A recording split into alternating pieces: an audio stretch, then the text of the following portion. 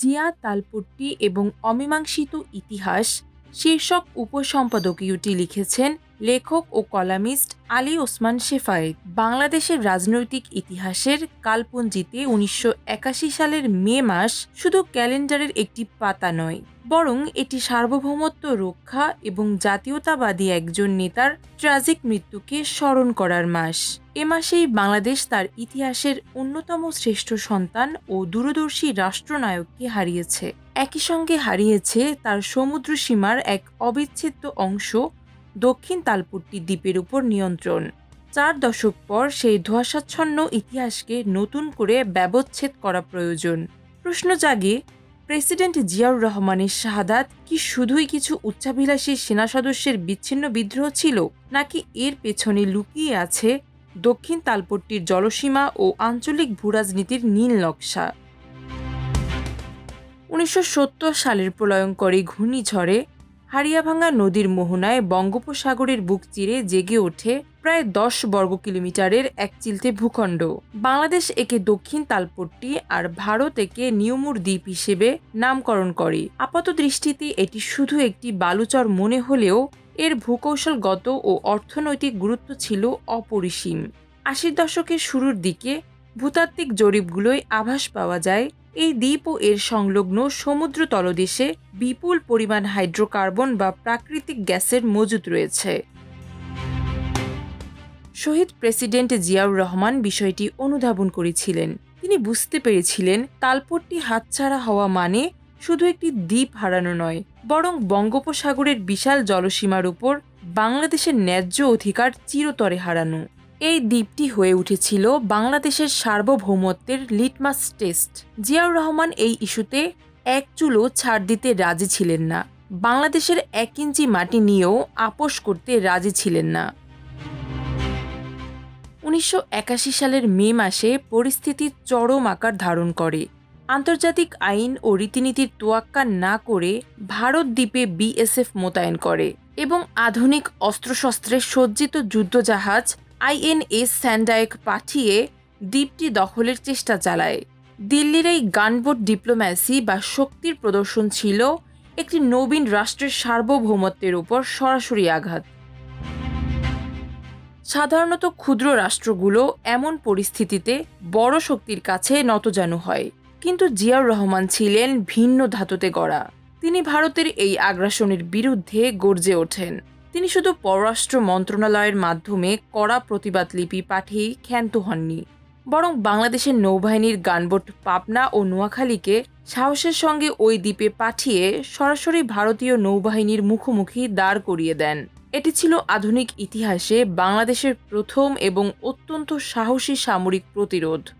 জিয়ার এই অনমনীয় ভঙ্গি বিশ্ববাসীকে জানিয়ে দিয়েছিল বাংলাদেশ ছোট দেশ হতে পারে, কিন্তু নিজের সীমানা রক্ষায় সে কারো রক্তচক্ষুকে ভয় পায় না।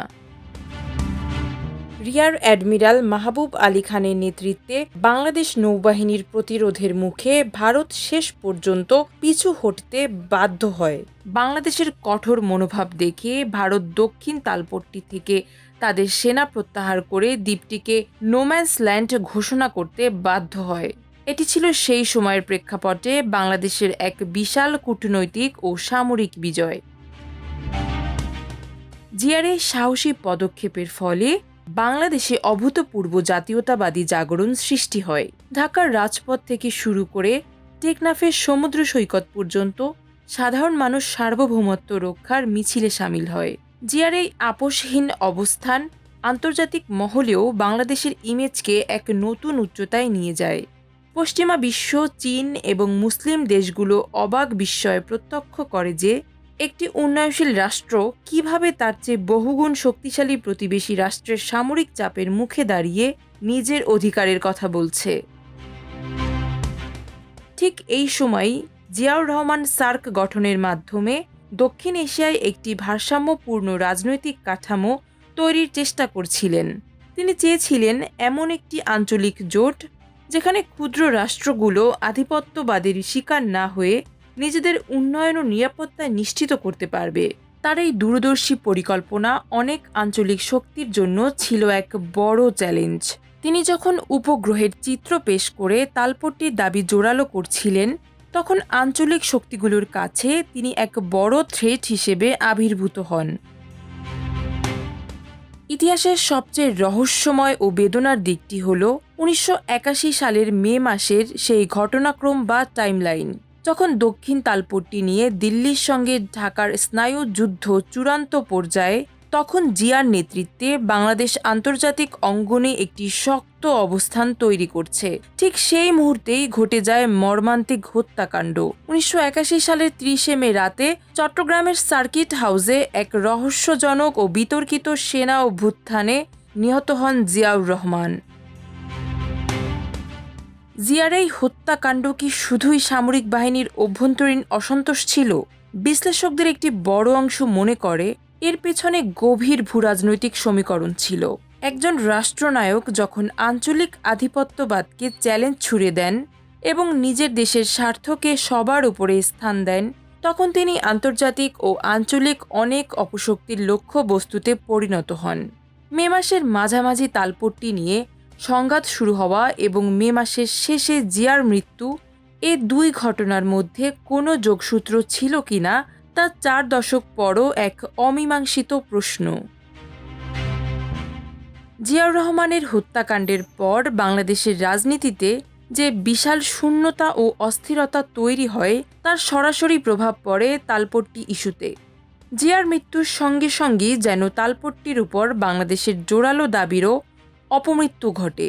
পরবর্তী সরকারগুলো সেই আগের মতো হার্ডলাইন ডিপ্লোম্যাসি বা আপোষহীন অবস্থান বজায় রাখতে ব্যর্থ হয়। বিশেষ করে ১৯৮৪ সালে অ্যাডমিরাল মাহবুব আলী খানের রহস্যজনক মৃত্যু এই পুরো প্রক্রিয়াকে আরও ধোঁয়াশাচ্ছন্ন করে তোলে। দেশের সেরা দুই সন্তান যারা সমুদ্রসীমা রক্ষায় সম্মুখভাগে ছিলেন, তাদের রহস্যজনক বিদায় বাংলাদেশের সমুদ্র স্বার্থকে পঙ্গু করে দেয়। পরবর্তী দশকগুলোতে তালপট্টি ইস্যুটি ধীরে ধীরে বাংলাদেশের রাজনৈতিক অগ্রাধিকার থেকে হারিয়ে যেতে থাকে। ভারত সেই সুযোগে দ্বীপে তাদের নিয়ন্ত্রণ সুসংহত করার কৌশল নেয়। ৩ দশক পর ২০১৪ সালে স্থায়ী সালিসি আদালতের রায়ে যখন সমুদ্র সীমার বিরোধ নিষ্পত্তি হয়, তখন কারিগরি ও আইনি মারপ্যাচে দ্বীপটি ভারতের ভাগে পড়ে। যদিও জলবায়ু পরিবর্তনের ফলে দ্বীপটি বর্তমানে সমুদ্র গর্ভে বিলীন হয়ে গেছে বলে দাবি করা হয়, কিন্তু এর প্রতীকী ও রাজনৈতিক গুরুত্ব আজও আছে। অনেক সমুদ্র বিশেষজ্ঞ যেমন অধ্যাপক ডক্টর আব্দুর রব মনে করেন তালপট্টি দ্বীপের অস্তিত্ব এখনও আছে এবং ভাটার সময় তা জেগে ওঠে। ভারতের পক্ষ থেকে দ্বীপটি তলিয়ে গেছে বলে যে প্রচারণা চালানো হয় তার পেছনে কৌশলগত কারণ থাকতে পারে, কারণ বাংলাদেশ এই দ্বীপের মালিকানা লাভ করলে সমুদ্রসীমা আরও অনেক দূর এগিয়ে যেত। জিয়াউর রহমান এবং দক্ষিণ তালপট্টি এ দুটি বিষয়ে আজ আর শুধু রাজনৈতিক আলোচনার বিষয় নয়, এটি আমাদের জাতীয় অস্তিত্বের অংশ।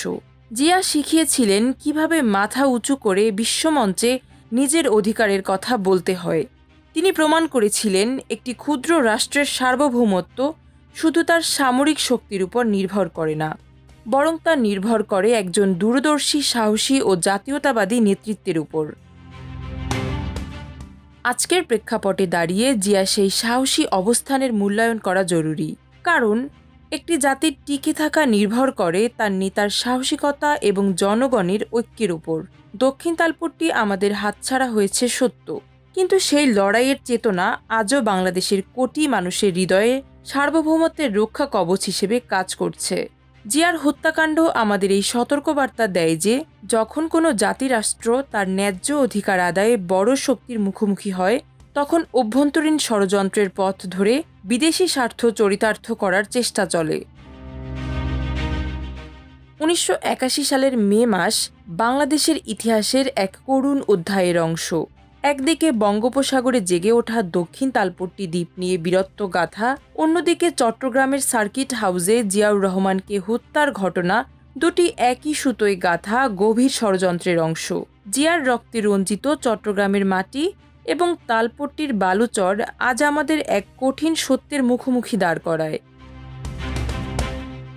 জিয়াউর রহমানের শাহাদাতের ৪৪ বছর পর আজ সময় এসেছে সেই ইতিহাসকে নতুন প্রজন্মের সামনে সঠিকভাবে তুলে ধরার। যে জাতি তার সার্বভৌমত্বের রক্ষককে চিনতে ভুল করে, সেই জাতির মানচিত্রের নিরাপত্তা চিরকালই হুমকির মুখে থাকে। জিয়াউর রহমান নেই, দক্ষিণ তালপট্টিও হয়তো আপাত দৃষ্টিতে দৃশ্যমান নয়, কিন্তু তাদের সেই মিলিত ইতিহাস আজও বাংলাদেশের সার্বভৌমত্বের আকাশে এক উজ্জ্বল ধ্রুবতারা, যা আমাদের শিখিয়ে দেয় সীমানা রক্ষায় আপোষ মানেই অস্তিত্বের বিলোপ।